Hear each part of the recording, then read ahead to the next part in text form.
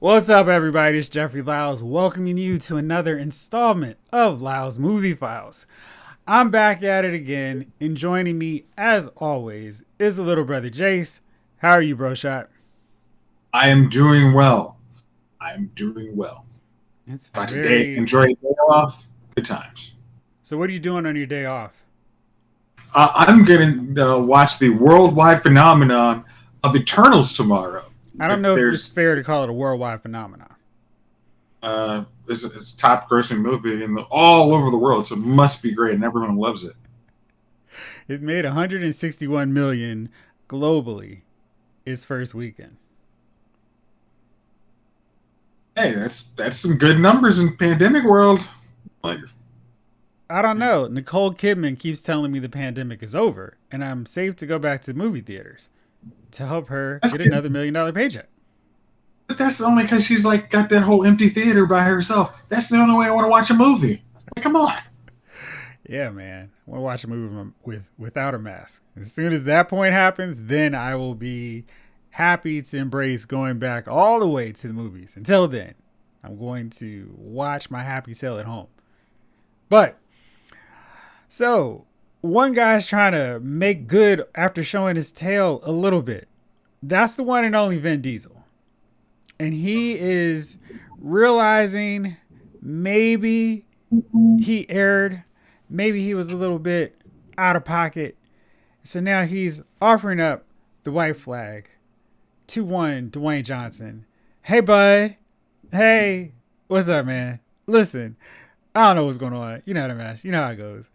Why don't we get back up, do this Fast and Furious 10? Let's do it. I'm going to read to you this Instagram he posted. My little brother, Dwayne.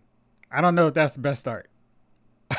Like, if I was Hey, editing this message before he sent it out, I'd be like, listen, Vin, I don't think we need to go with the condescending little brother. But okay. All right. How about Brother Dwayne? Okay.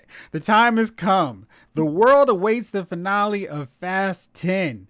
As you know, my children refer to you as Uncle Dwayne in my house. I mean, this is classic X dirty pool.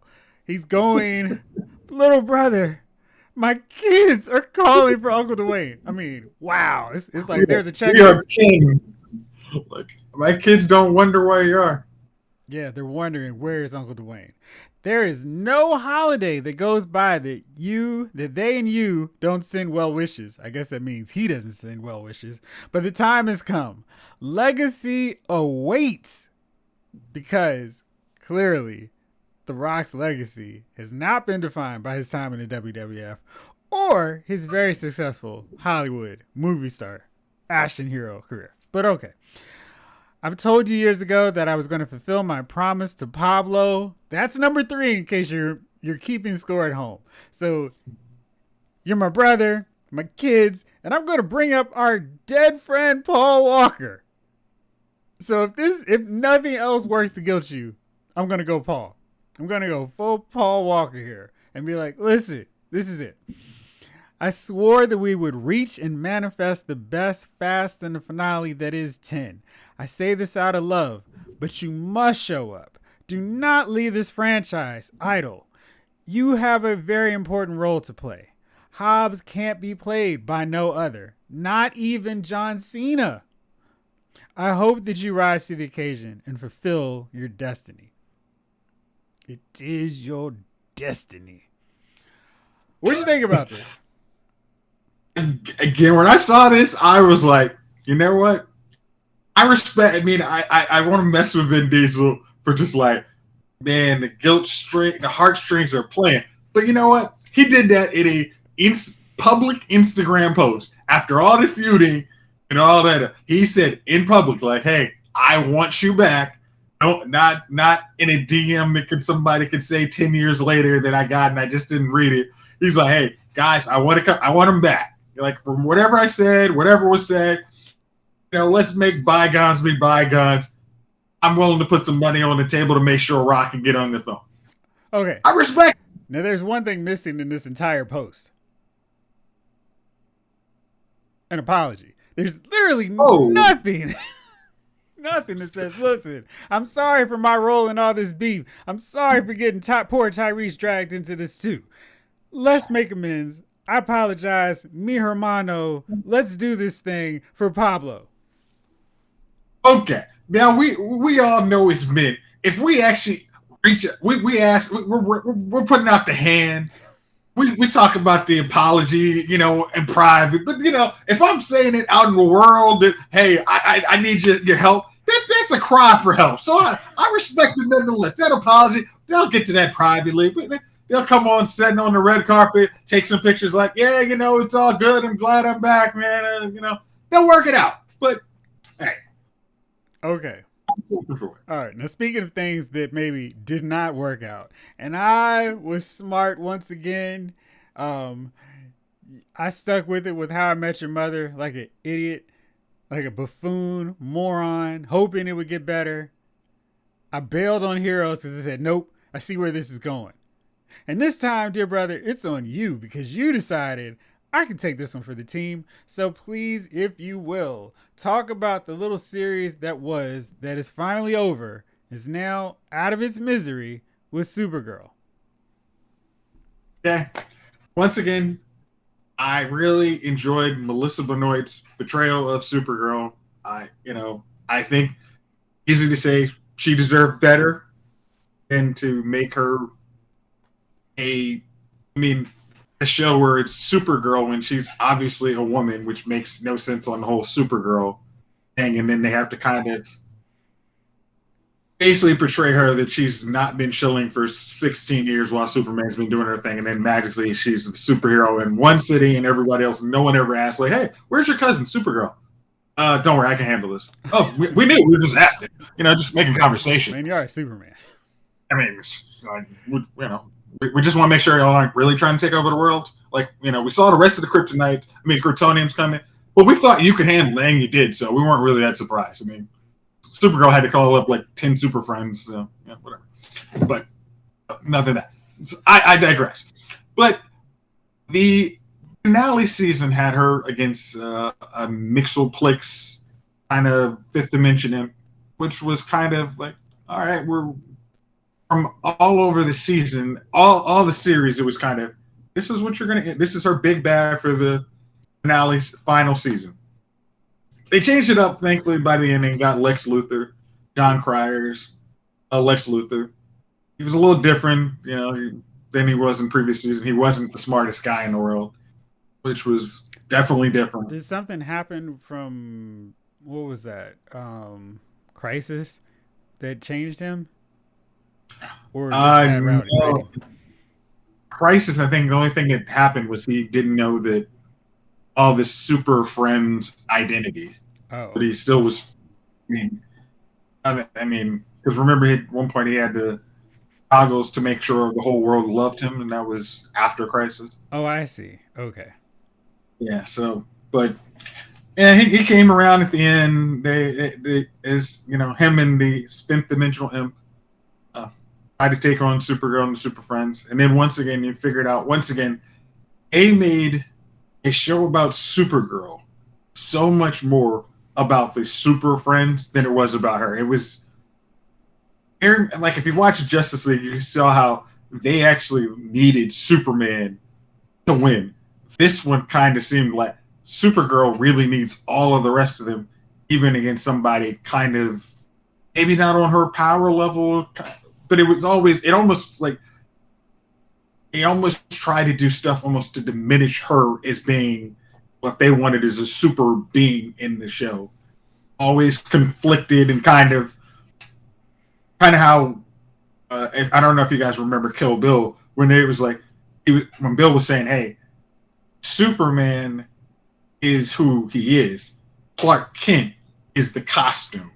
And they always kind of made it like, and this is the complete opposite. Supergirl is completely the costume. Carrying the unsure, never knowing what she wants, unless she's talking to certain individuals. It's always, she was so insecure and I can't do anything. I don't really think. And then it was like, once again, the finale act was like, yeah, she needed. at one point she was losing the war, but then she gets inspired by the people, which was cool. But it was also after her sister Alex tells her, "No, I'm going to handle this, and you should sit on the background, even though you're stronger than me and smarter and can do all the things.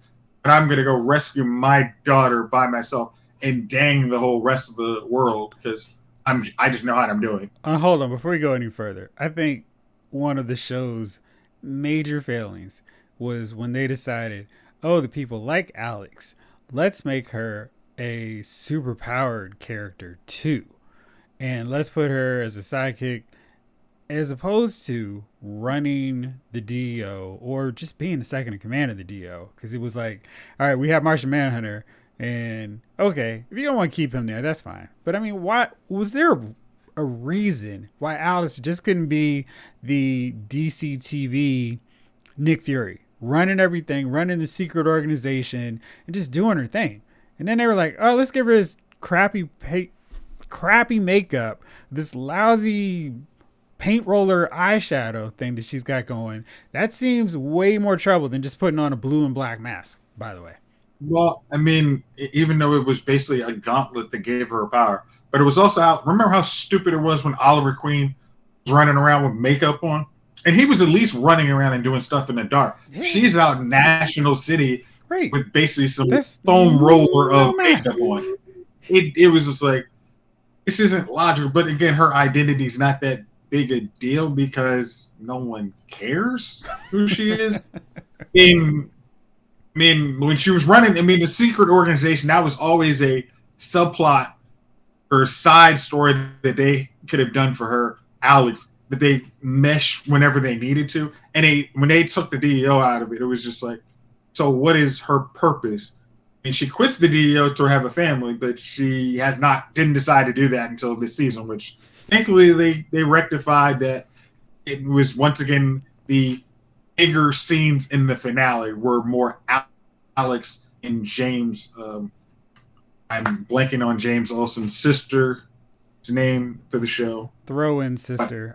I didn't care. I thought that she and Maggie actually had chemistry. In the scenes that I watched Jimmy's sister and Alex, I just felt like she was just kind of there. Yeah, I mean, they had chemistry. I think they had chemistry. It was just more in the end. You were just like, it's because again, Alex had been diminished because she's supposed to be this jack of all trades superhero. It also is like, we don't need that. You actually have Supergirl. You don't need all of this.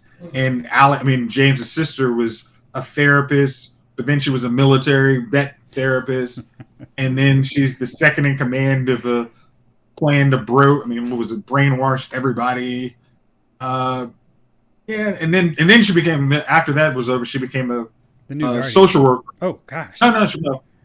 Oh yeah, they just couldn't figure out what job they wanted her to keep every season. She just switched it up.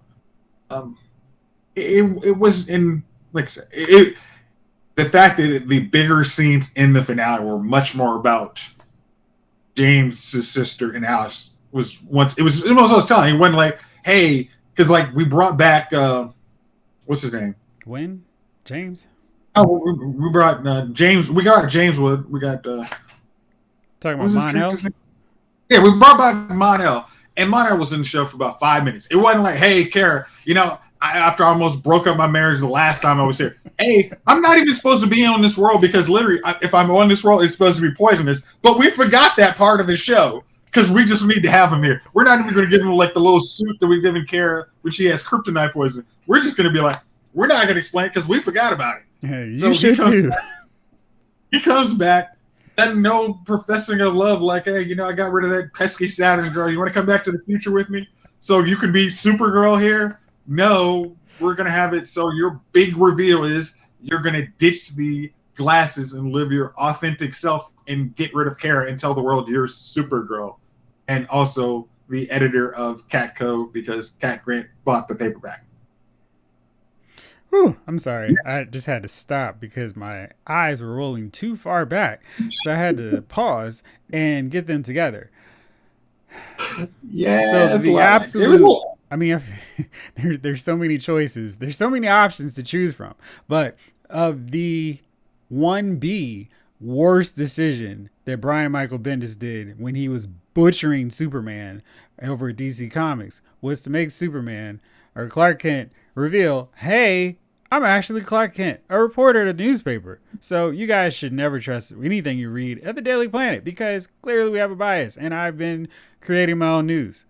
There's no fallout like that. But it was just a terrible decision that every poor writer at DC has to now juggle to try to make some sense of when it was just an idiotic choice because the whole thing about superheroes, secret identity.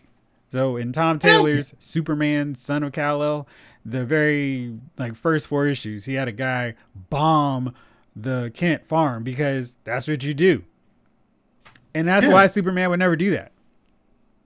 Again, I never understood the reasoning behind authors, comic book writers wanting to say, hey, because they're living a secret identity, they're actually not living their true, authentic self. It's like, yeah, because if in a world where people can fly around and do all this other stuff, a regular person, I can't stop you, Superman, but Ma and Pa can. I might not be able to ransom, but I can be the one who kills Superman's parents, and that I live in Arkham Strikers Island is the man, and it's like that's why it's not. Yeah. Way to go. Same deal with Lois Lane. I mean, just anybody. He can't be everywhere all the time. And it's just a dumb idea. If you're going to do it like they did here in Supergirl series finale, where there's no repercussions, no fallout. I do think it's very interesting in this Flash Armageddon crossover. Alex is showing up, holding it down for the Supergirl contingent, and not Martian Manhunter, not Mon-El, not New Guardian, and definitely not Supergirl. The funny thing is, I really thought the reason for that was going to be that Supergirl was going to go back with the Legion of Superheroes and be off-world and be like, hey, I'm no longer on this world. Like, as much as I revealed my identity, I think she made this whole big speech, why she needed to be her authentic self. It's like, why not go to the 30th century where you can reinvent yourself and you never, maybe a secret identity isn't necessary because everyone you know is probably dead. Yeah, it's just really weird because I feel like people would go after Alex and Alex's wife and the whole deal, or worse, her niece, because why not go after her? Because she's a super easy target and she didn't have any superpowers. Oh no! The niece's superpowers. If she's around any alien, she can copy it. She's a mimic. Why does she have powers? Everybody has powers in the show. Okay, deal with it. Okay. That doesn't even make any sense. Why? I mean, it's so not necessary. I was reading something and I really wish I could credit it properly, but they were talking about all the characters that are going to be in this crossover. Like, man, this is like everybody you didn't. This is like a crossover featuring everybody you didn't want to see. Now, I take umbrage to Black Lightning thrown in with that, but yeah, Mia Green Arrow. Alex was just overdone so much, and so was Mia in the last 2 seasons of Green Arrow, that I have no interest in seeing them. Yeah. Jeff, how is Mia going to be on this crossover? I don't know. She's in 30 years in the future. Did she come back? I don't even remember because I'm really trying to forget all that stuff. Remember, they bounced him back to the future, and that's when they had the Black Canary, who's not Black Canary. Yeah. It was going to be the other Black Canary was trying to train the Black Canary into the blah, blah, blah, blah, blah. Right. And then they realized, oh, no one cares about this show, so no spinoff going forward. Oops. Yeah. We should have killed that whole last season of Green Arrow. That was such a terrible decision. I don't blame Stephen Amell for being like, peace out. I'm going to heal out on y'all. So there's an interesting deal with this Flash event. It's just an event. It's 5 episodes, and then the actual season starts in March. For somebody who's tired of doing these recaps of mediocre shows, I'm loving this idea. Let's just do spurts of 5 episodes. Let's do that all the time. What do you think? Do you care? Or are you like, oh man, I'm going to miss my Flash fix for the fall and winter? Well, the funny thing about it is every one of those, I think the characters on the show are on shows that have ended, so they wouldn't get Except for that Batwoman. crossover.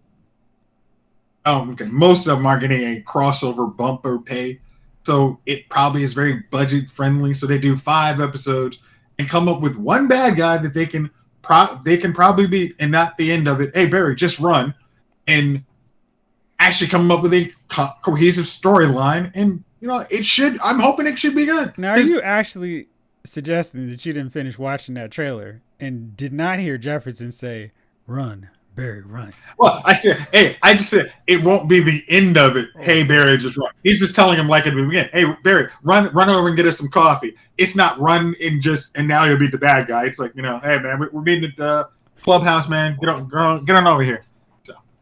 So it's really interesting because I'm just thinking just really off the top of my head here from characters that I would rather see in this. I mean, clearly Batwoman, Black Lightning, because Batwoman at least is still standing. Those two should be in it. Why not Martian Manhunter? Because that way you get a character who covers the super strength, flight, and you're all good. You don't have to have Supergirl, and you definitely don't need Mono, and he can cover it. I mean, if you don't want to have Supergirl, this way you got a super powerful person who can handle stuff except for fire.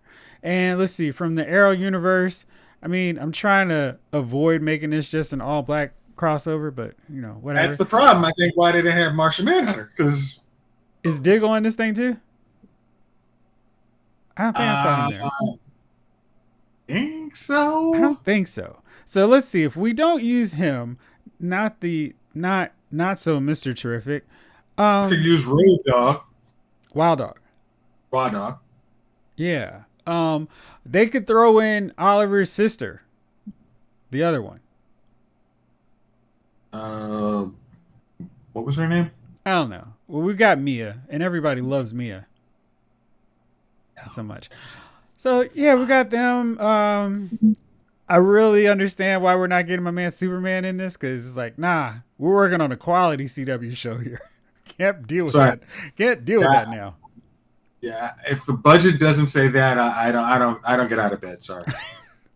But you know what? Oh, wait. Are we writing it? No. Oh no. I'm good. Sorry, my schedule is so booked up. I really wish I could help you guys, but no. And maybe so if we couldn't get Steel, what about Starman from Stargirl? He's a character. Sorry, that messes up the whole quality CW show again. Yes, again, and he's on a different world, thankfully. But yeah, I don't know if we've talked about it, but that Stargirl season finale was just great. Yeah, I mean, when the credits rolled, I'm like, I mean, it's over. I mean, we're losing a good CW show, and then I gotta hope Batwoman's good with Alice. Yeah, that's the main reason I haven't been watching it, because I'm so over Alice. We don't need to find a way to keep her on the show. I mean, you could do like every other soap opera. Make her a new, you like the actress, just make her another character. That's fine. She could now starring in the role of therapist. Huh? Now starring in the role of therapist. Right. I mean, anything. Because, I feel like she got a raw deal because, Ruby Rose was really her connection with Kate Kane, and then it's like, well, okay, yeah, how can we keep Alice on the show? No, that wasn't the question that needed to be asked, guys. Yeah, I think I watched an episode and then might have gotten the second one. I'm midway through. I just paused and said, all right, can I watch Stargirl? And I made the right call. Stargirl's great. Can't argue with you on that. Speaking of great things that the the DC Universe and Warner Brothers really are pulling a rock right now. I mean, like, all the fans, we're Vin Diesel in this case. And so is Henry Cavill. He's like, yo, I want in. I'm not done. And they're like, nah, Henry, listen, we got you, dude. Just you're good. Just hang over there. We're gonna work on this Ta-Nehisi Coates Superman. We're gonna work on this Michael B. Jordan Superman. If we don't call you back, it's okay. So he did an interview, Henry Cavill, with the Hollywood Reporter, And you know, I don't think I've seen a case where an actor is so invested in something. Maybe Ryan Reynolds, who's so invested in a character that he's played and wants to do right by the fans, by the audience. And the studio's like, we could, but no. So they asked him about the different Superman films and projects going. He's like, that was exciting. Superman's far more than skin color. Superman is an ideal. Superman's an extraordinary thing that lives within our hearts. Extra 20 points for Henry Cavill. Why not have multiple Superman going on? Joaquin Phoenix did a wonderful Joker movie. So what if it's not tied to the rest of the franchise? Excellent point. They have multiple Superman comic book storylines happening at the same time. Let's not mention the comic books. That's something that happens. And he said, there's still a lot of storytelling for me to do as a Superman. I would absolutely love the opportunity to return. The killing of Zod gave a reason for the character never to kill again. Superman falling to the ground and screaming afterwards. I don't think that was originally in the script, but I wanted to show the pain he had. I did far more emotional takes that they didn't choose. Tears were happening. He just killed the last remaining member of his species. That's the choice he made in that moment. He'll never do that again. There is an opportunity for growth after that, to explore the psyche of Superman as a deep, seemingly invulnerable godlike being, but with real feeling on the inside. As I always say, the cape is still in the closet. What the heck is Warner Brothers doing? Do we need to drive right now and come up with a script while we drive to California? And like, listen, this dude wants to be Superman again. You know, we all have Christopher Reeve in this holiest of holies esteem because he was a really great Superman for the 70s. Henry Cavill is a really great Superman for right now. And they could make so many more movies. And for whatever reason, they're dragging their feet on it. I've never seen this before where an actor is like, I want to do more. And they're just like, that's great, buddy. But we've got a lot of other things we're interested in, and we're not interested in you. Help me out.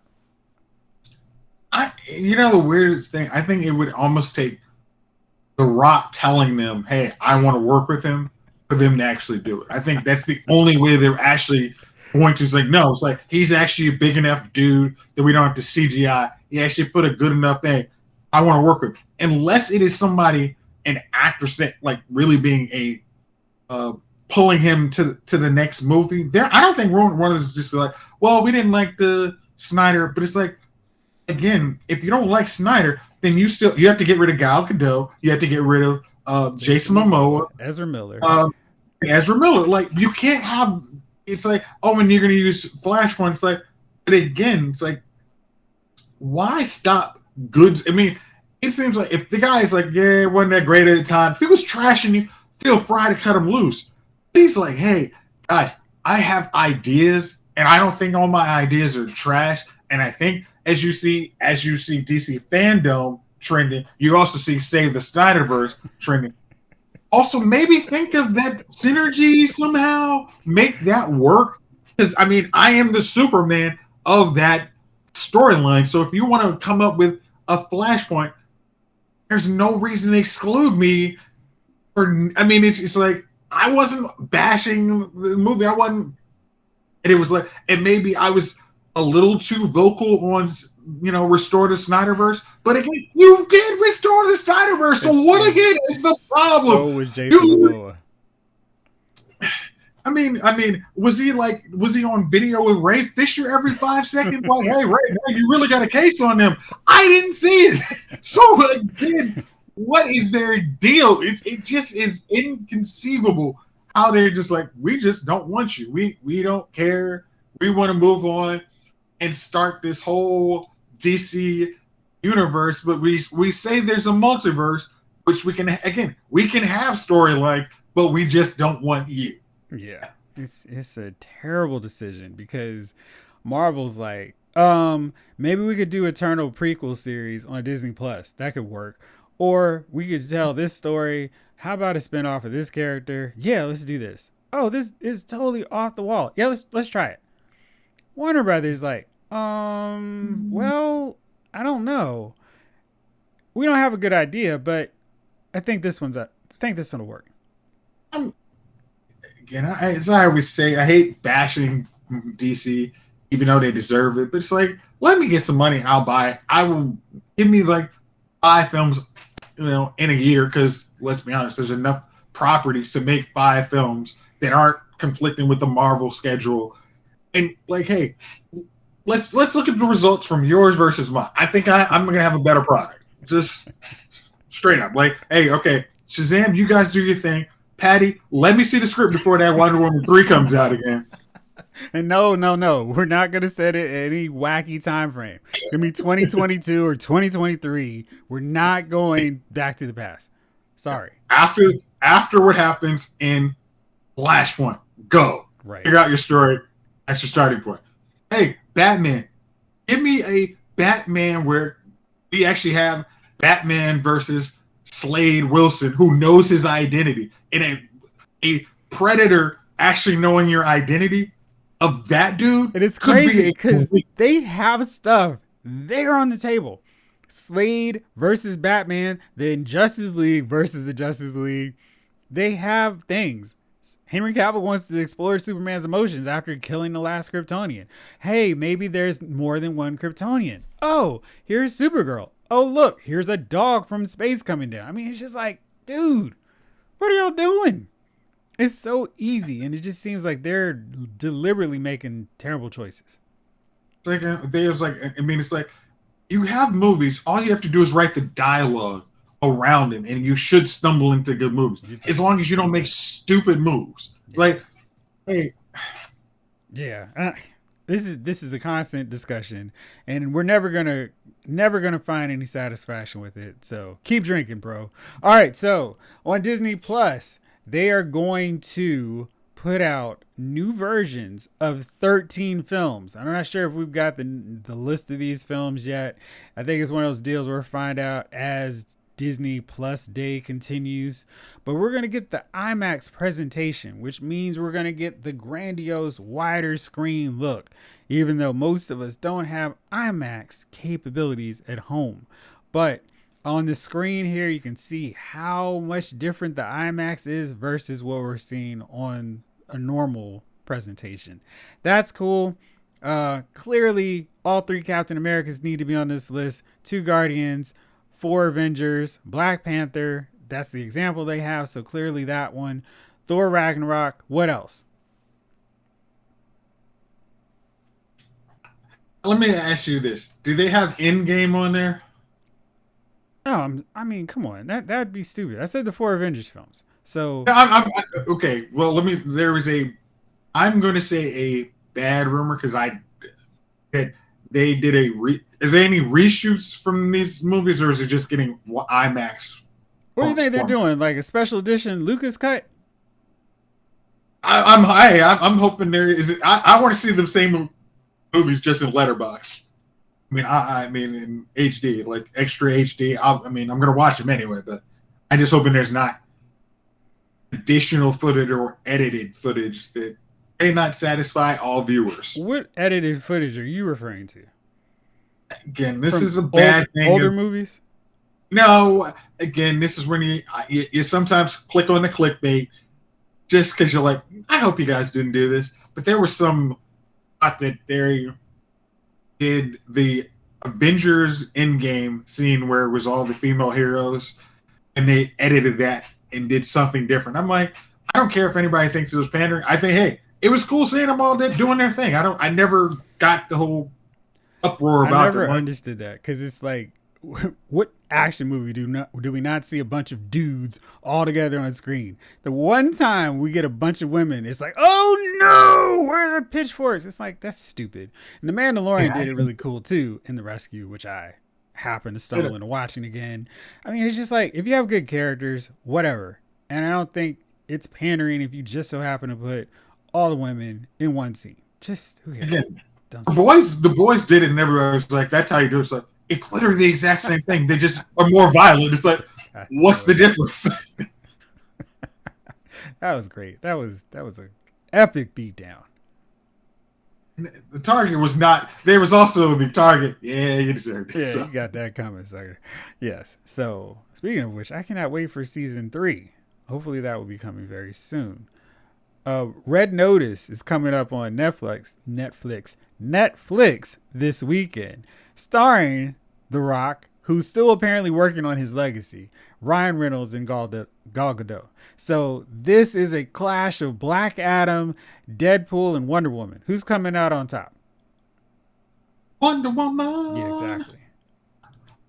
You weren't saying that to pander, were you?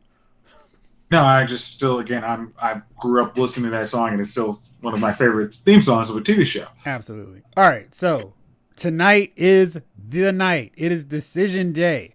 Married at First Sight, season 13. The debacle that was Texas. Gosh. I mean, I feel like Vegas has closed the books. They're not taking any bets because it feels like it's a wrap.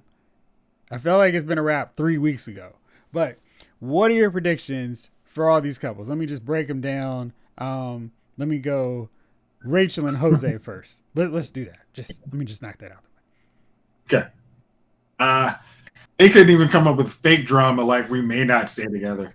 Like, well, I don't, he's a little too controlling. I'm like, nah, we're just moving into his house. Like, I don't even know why we're having decision day, like, other than get some champagne with the advisors, with the experts. Yeah. Yeah, I think that's all we're here for. Exactly. I mean, like y'all are actually a good match, and they were literally the one that I was like, "There's no way that's gonna work," but it worked out just fine, and yeah, so that was good. Let's see. Let's spin the wheel again. Ryan and Brett. The dude who can't be bothered to wait until the series is over. The season is over before he's going out and putting his stuff back on the dating apps. Oh, sorry. You caught that? Oh, you're here still. That was basically what he did. So, do you think they're going to stay together, bro? I'm pretty sure I'm going to have to swipe the other way. They don't have a chance. Well played. Yeah, it's too bad. Brett seemed really nice. I hate when they mash people up with losers, and it's very apparent early on where it's like, dude, we're gonna suffer through 8 weeks of this foolishness. I can tell you they're a bad match right now.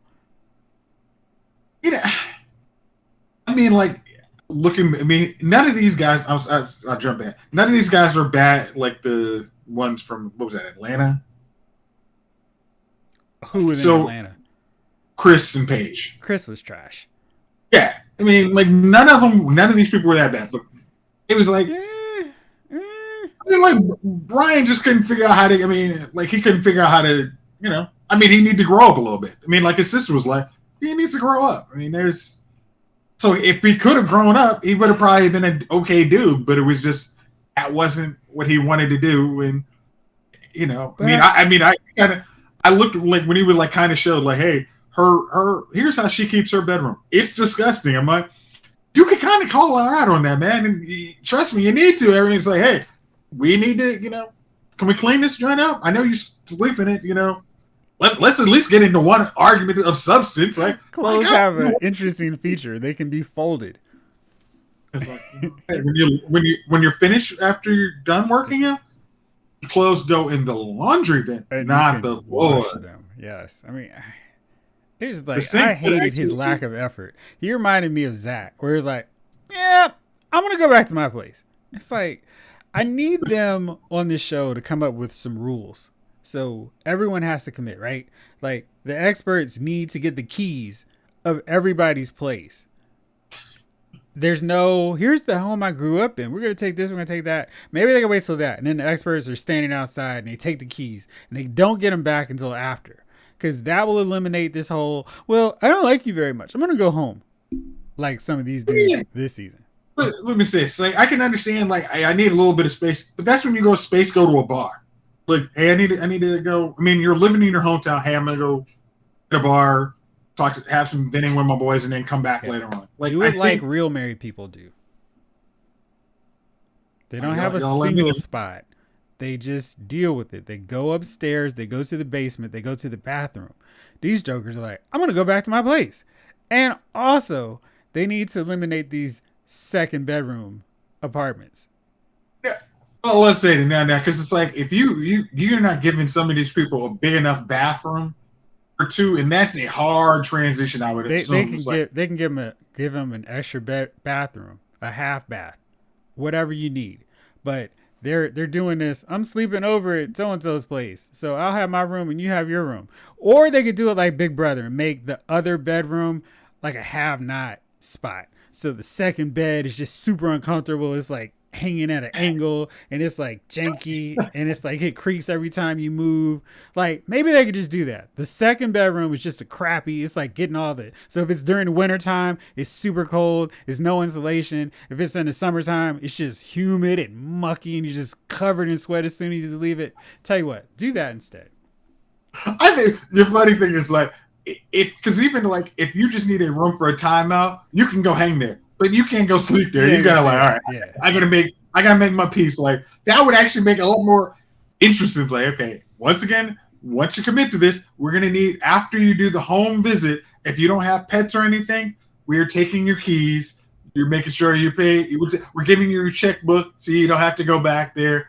But you aren't going back there at 10 o'clock after the bar or whatever. You got to suck this one up for 8 weeks. Sorry, bro. Sorry, Buttercup. And it wasn't just the dudes on this season. It was also yeah.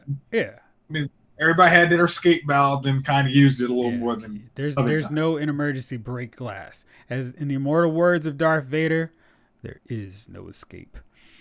All right, so let's see. We've got 1-1 right now. Time to wreck up our curve. Let's go with Zach and Michaela. Wait, I need my Kleenex as I break down Zach and Michaela's issues. I think they have no chance, and that's a good thing for both of them. No chance.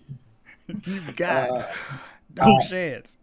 I think both of them, after watching the show, can recognize their issues, and their friends and family can also help them in case they miss one of those issues to be like, here is the issue you missed. Yes. Go handle this before you try and redo the show. Flipping over tables or bumping into foosball tables, breaking glasses, destroying poor wipe containers. Not a good look.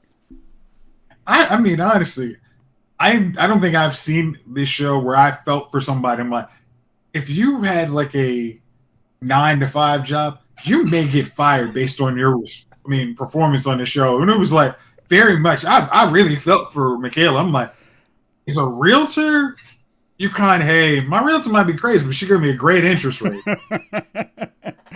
Found me a great house. It's like, but is a 9-to-5, that would be an HR.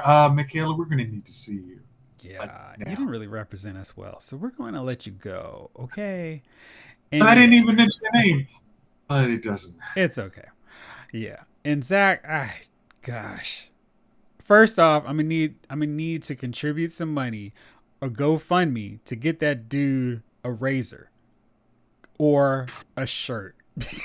He is rocking a David Hasselhoff chest hair like it is vintage Baywatch. They're not bringing that back, bruh. Stop it. He's bringing his authentic truth to y'all. Yeah. Kara would be proud. All right, let's see. Which toss-up will I go with now? All right, Gil and Merla. This is my only one that I'm desperately hoping works out because they will be hilarious on Couples Camp. And also because I don't know what Gil's going to say, and that would make it really funny because he just doesn't care about protecting her self-esteem or, anything. He's like, oh, is this your glass castle? Ooh! I don't think it's her self-esteem. It's her ego. Okay. I mean, I think I think she would probably, after she looks at it, it's like, yeah, I could probably drop a peg. I'm not a bad person. So I need to take some things a little less seriously. And, I hear his truth. I accept her truth. And she does a good job of active listening. I will give her that. I mean, I think they probably have, out of the non-definites, of Jose and Rachel. I think they have the strongest chance of being a yes. As as I was like laughing after last week, because I was like, he really hit like the Austin from DC, like, well, I don't know if I can really say I love you. I'm like, bro, you're all in. Calm down. Like, don't give me this fake drama. You're all in. Gil was kind of giving me those vibes. Well, she doesn't calm her spending down. She got money. Be a little. I didn't know if it was an insecure thing or she wants him to pay for everything. So, but if she's got it, calm down, bro. Yeah, I really want them to work over this money thing. I know that's a major thing, but I really want them to, because I think that they would be a good couple. And again, my entertainment on Couples Couch would be great. All right, so last up, the big train wreck. Johnny and Bao. I think we both decided this is a no for us, dog. And Bao may go, well, I've decided that I want to stay together. Johnny's going to go, it's going to frown his brow for about a good 2 minutes. Maybe rip up some artificial flowers, tear up some of the couch while he's sitting nervously. And then he's going to go, see? This right here, this is why I can't be with you. Because you said you want to keep working on it. And I was going to stay with you, but since you decided to say you wanted to keep working on it, as if I have something to do, I'm out. I can't do this anymore. And he's going to storm off, and the expert's going to be like, Johnny. Well, we're very disappointed in Johnny, but Bao, you've shown tremendous growth through this entire process. What do you think? I think they know that too, and that's why they're gonna ask Johnny first. Because they're like, Bao may say yes. Johnny, we got to figure out what day Johnny's on. So we can have our Johnny's on. Is this party fun, Johnny? I had a consultation with the butterfly, and he said you're a horrible person. And he said I should know what to look for. And the butterfly is always right. So, Bao, I can't be with you. You're too demanding. You're too controlling. You're trying to act like you're perfect. I can't stand it. I mean, you say you make me gourmet lunches every day, but you made me gourmet lunches one day for 7 days. It's not enough. I demanded fresh gourmet lunches, not one. I want to put this in the microwave, okay? Yeah. Ridiculous. I can't deal with this anymore. I'm out of here. Yeah. Like, I'm very much intrigued to see how this episode plays out. And this might be one of those part twos after watching Eternals. I might have to jump in and see, discuss after the show what happened. Okay, maybe we're going to do a big post of everything. Eternals and Married at First Sight, a crazy doubleheader. The most crazy, ridiculous podcast yet. Well, do you have any nominees for Dummy of the Week? I have one, but I will let you go first. I think I do have a Dummy of the Week. My Dummy of the Week is this guy, right? This is the guy who decided to watch Supergirl the final season after even Chief decided he could do no more. I decided, I can be the person who talks about it on the podcast.